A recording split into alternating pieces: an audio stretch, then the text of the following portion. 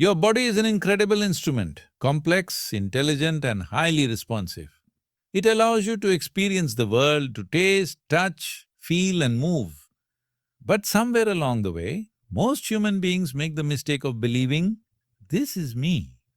They identify so deeply with the physical form that they forget it. It is simply the vehicle, not the driver. Your body is not who you are, it is something you have, like clothes that you wear. Just as you change garments when they're old, this body too is something you will one day put aside. The cells in your body are constantly dying and being replaced. Every few years, nearly every part of you has been renewed. Yet you say, this is my hand, my face, my eyes, as if they are fixed parts of your identity. But if your body is ever changing, then who is the one who remains the same through all these changes? That unchanging witness, the one who remembers being 5 years old and now looks through adult eyes, that is you. The body has changed entirely, but the awareness behind it remains untouched. This misunderstanding that you are the body is the root of many fears. The fear of aging, illness, death all stem from identifying with the body as the self. But once you see that the body is just the outer shell, the fear begins to loosen its grip. When you drive a car, you're not afraid to replace its tires or repaint its doors because you know the car is not you. In the same way, when you see your body as a vessel for life, not life itself, you stop clinging so tightly to its form. You begin to treat it with care but not obsession. It doesn't mean you neglect the body. In fact, when you stop being identified with it, you take even better care of it. Not out of vanity, but out of reverence. You eat consciously, breathe deeply, move gracefully, because you recognize this body is a sacred space through which life expresses itself. It's like a temple, temporary yet holy. You are the presence inside, and the body is the doorway through which you experience the world. It is not the goal, it is the means. Most people only look outward through the senses of the body, but if you turn inward, you begin to sense a deeper energy that animates this form, something subtle yet alive. That energy has no age, no shape, no gender, no boundaries. It is not touched by scars, wrinkles or wounds. When you rest in that awareness, the body's conditions no longer define your identity. Pain may come, pleasure may arise, but your center remains untouched. You begin to realize you are not the body, you are the life that uses it. The human mind is one of the most sophisticated instruments on the planet. Its ability to imagine, to remember, to analyze and to create is unmatched. But the tragedy is that most people have forgotten its true role. The mind was designed to be a tool, something you use when needed and put down when not. But for most, the mind has become the master, running incessantly, making decisions for them, ruling their emotions and dictating their entire reality. This reversal is the root of most human suffering. Imagine holding a sharp knife in your hand, a knife that can be used to craft, create, cook or destroy. If you don't know how to hold it, you will keep cutting yourself, not because the knife is dangerous, but because of your ignorance in using it. The mind is no different. Its sharpness can be a blessing when you're aware, but a torment when left unchecked. A mind that was meant to serve has now become the source of anxiety, fear, confusion, and endless overthinking. This is not the fault of the mind, it is the result of not understanding it. You don't need to silence the mind, you don't need to fight it. You simply need to see it clearly for what it is. But once the task is done, the mind should rest. Yet for most people, it goes on like a radio stuck on repeat, playing stories, worries, regrets, and imagined futures without pause. When you live like this, peace is not possible because the tool is controlling the hand that holds it. Real mastery over life begins when you create a little distance between yourself and your mind. You begin to recognize that the voice in your head is not you. It is just a stream of conditioned responses, things absorbed from society, parents, school, media, memories, and fears. Once you observe it from a place of stillness, you can decide when to engage with it and when to let it be. In this way, the mind becomes an ally, not a tyrant. It becomes like a flashlight. You can turn it on when needed and switch it off when it's time to rest.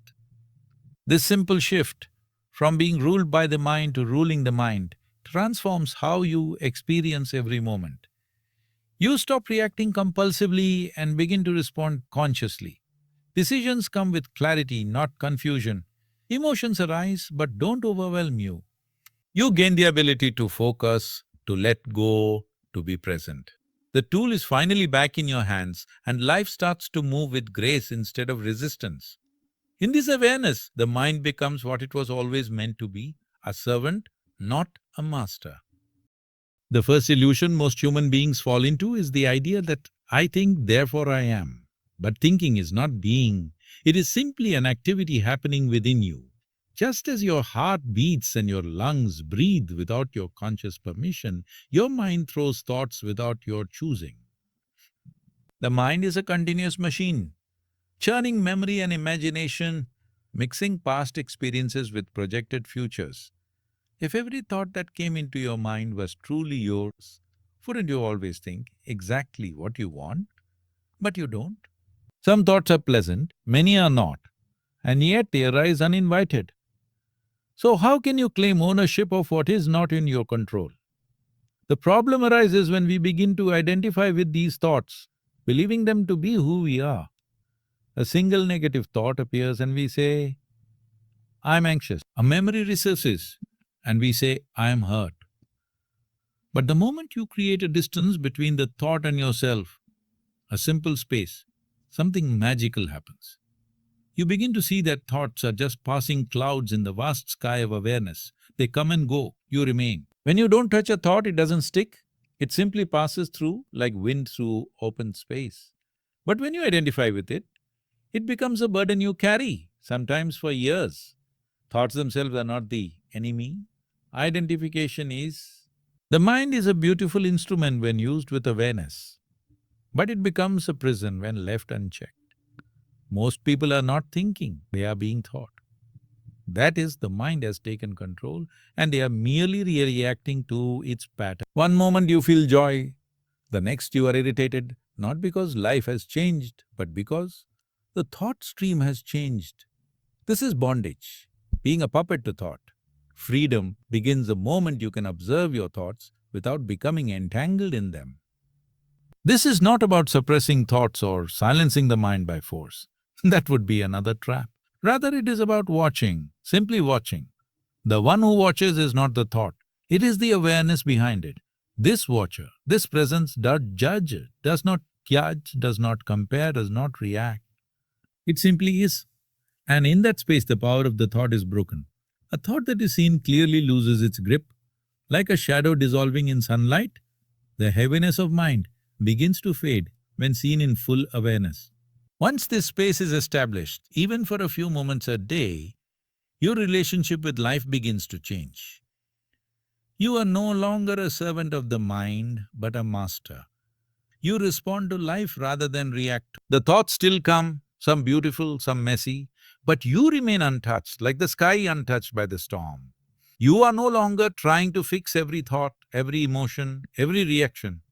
You simply stand as the witness, and that changes everything. Suffering, in its essence, does not come from the events of life. It comes from how we identify ourselves in response to those events. A broken relationship, the loss of money, a harsh word, these may cause pain, but pain and suffering are not the same.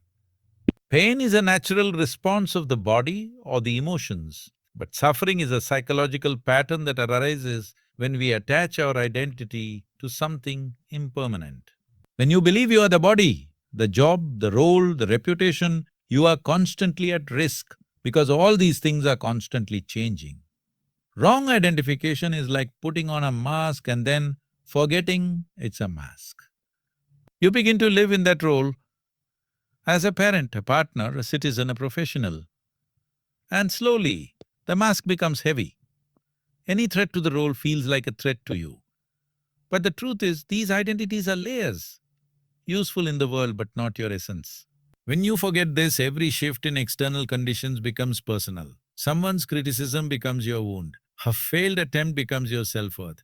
A passing illness becomes your fear of death. It is not the event that hurts you. It is your mistaken identity with it. The moment you identify with the mind, you suffer its chaos. The moment you identify with the body, you fear its end. But what if you could simply witness these? See the mind as a process, the body as a form, and life as a flow. Then you would remain centered, untouched, even as storms pass around you. You wouldn't escape the pain, but the suffering, the mental drama, would dissolve.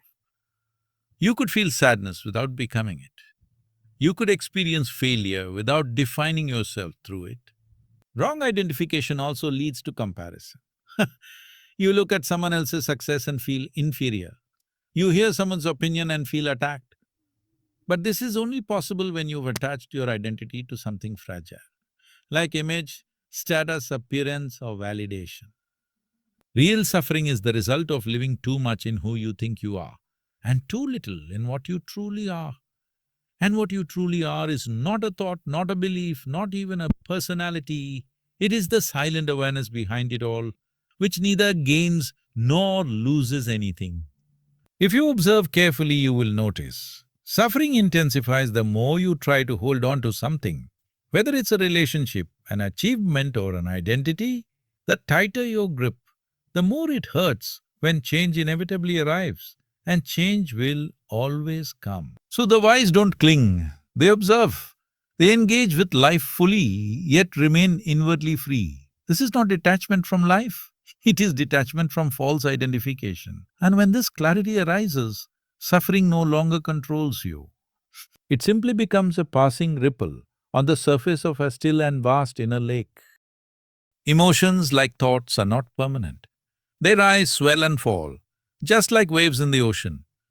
One moment you are filled with joy, and the next a small trigger can plunge you into sorrow. But the problem begins when you fail to see their impermanence. You start believing, this is who I am sad, I am angry, I am anxious. This belief creates unnecessary suffering. What you feel is not the essence of who you are. It is simply something moving through you. You are not the wave, you are the ocean beneath it. Most people live like emotional weather. If it's cloudy inside, everything seems heavy. If it's sunny, they feel alive. Their inner state depends entirely on what emotion is passing through at any given moment. This means they are always at the mercy of something unstable. Emotions are not wrong, they are part of the human experience.